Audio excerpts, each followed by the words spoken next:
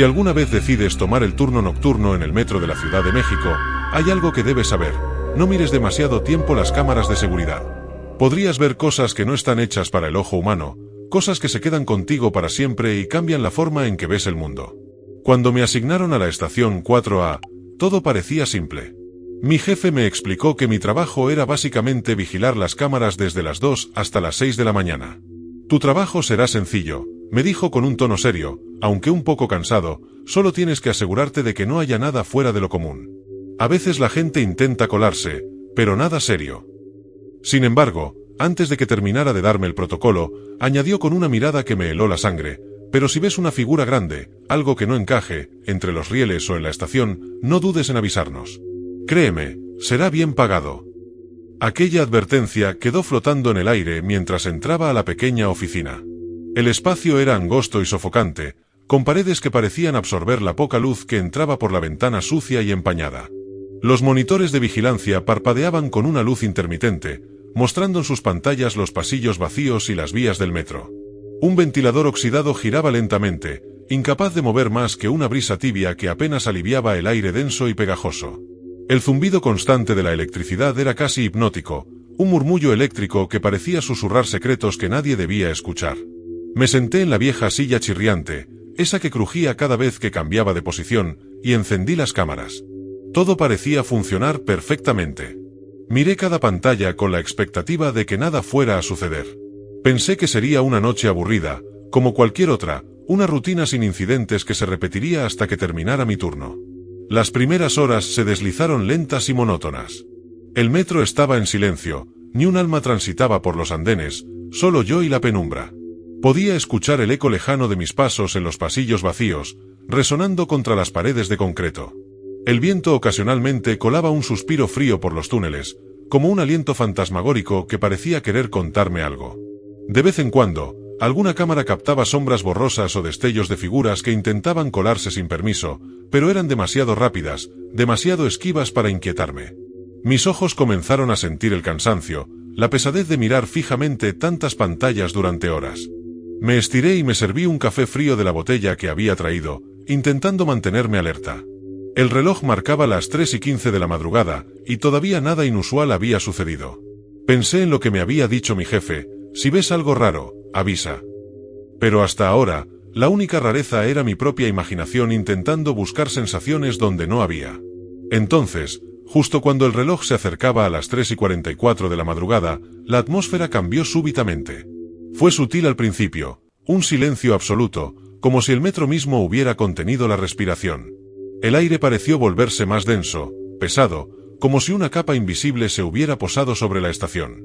La temperatura bajó, y un escalofrío recorrió mi espalda sin motivo aparente. El zumbido eléctrico se volvió errático, intermitente, acompañando un extraño temblor en la pantalla. Mis ojos se clavaron en una de las cámaras, una que mostraba el área entre los rieles, justo donde los trenes ya no circulaban a esa hora. Ahí estaba. Una figura alta y huesuda, detenida en medio de los rieles. No se movía ni un centímetro, pero su presencia era abrumadora, casi insoportable. Mi corazón empezó a latir con fuerza, como si quisiera alertarme de un peligro inminente. No podía apartar la vista de esa silueta.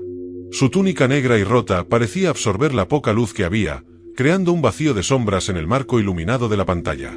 Sus ojos, o lo que parecían serlos, eran dos pozos negros, dos abismos sin fondo que tragaban todo a su alrededor, negando cualquier reflejo o brillo. No tenía rasgos humanos, ni forma familiar. Era como si algo antiguo y terrible hubiera tomado cuerpo en esa estación olvidada. Intenté cambiar rápidamente a otra cámara, buscando movimiento o alguna señal que explicara su presencia. Pero no había nada. Solo oscuridad y vacío en los túneles adyacentes. Mi pulso se aceleró y sentí que la garganta se me secaba. Respiré profundo para calmarme, pensando en algún fallo técnico o un truco de luz. Quizás había estado demasiado tiempo frente a la pantalla y mi mente me estaba jugando una mala pasada. Y entonces, justo cuando comenzaba a dudar, la figura desapareció. Simplemente se esfumó, como si alguien hubiera borrado su imagen del aire. El monitor parpadeó y volvió a mostrar solo el vacío habitual de los rieles. Pero el alivio fue breve. Un escalofrío distinto me avisó que algo más estaba por venir. Cuando intentaba recomponerme y volver a concentrarme, la figura reapareció. Esta vez no estaba en medio de los rieles. Ahora la veía en un pasillo lateral, apenas iluminado por una débil luz parpadeante que hacía que las sombras danzaran como fantasmas burlones. Estaba más cerca, casi tangible, con la túnica ondeando ligeramente como si una brisa fría la moviera, aunque yo no sentía nada de viento. La criatura parecía saber que la estaba observando. Su postura era imponente, y esa mirada vacía parecía atravesarme, perforar la pantalla, alcanzar mi alma y susurrarme algo que no podía entender. Un miedo primitivo, ancestral, comenzó a envolverme, apoderándose de cada fibra de mi ser. Quise apartar la vista, pero algo invisible me mantenía pegado a la pantalla, paralizado por una mezcla de terror y fascinación. Entonces, en ese momento de silencio absoluto, un golpe seco resonó en el andén lejano. Fue un ruido seco y violento, como si algo hubiera caído con fuerza o alguien hubiera pateado una estructura metálica. Las luces comenzaron a parpadear de forma errática, sumergiendo el pasillo en una luz intermitente que convertía las sombras en figuras inestables, imposibles de definir. La señal de las cámaras empezó a fallar. Las imágenes se congelaban y se cortaban, y el zumbido eléctrico se volvió un quejido estridente que parecía llenarlo todo. Por un instante, todo quedó en silencio.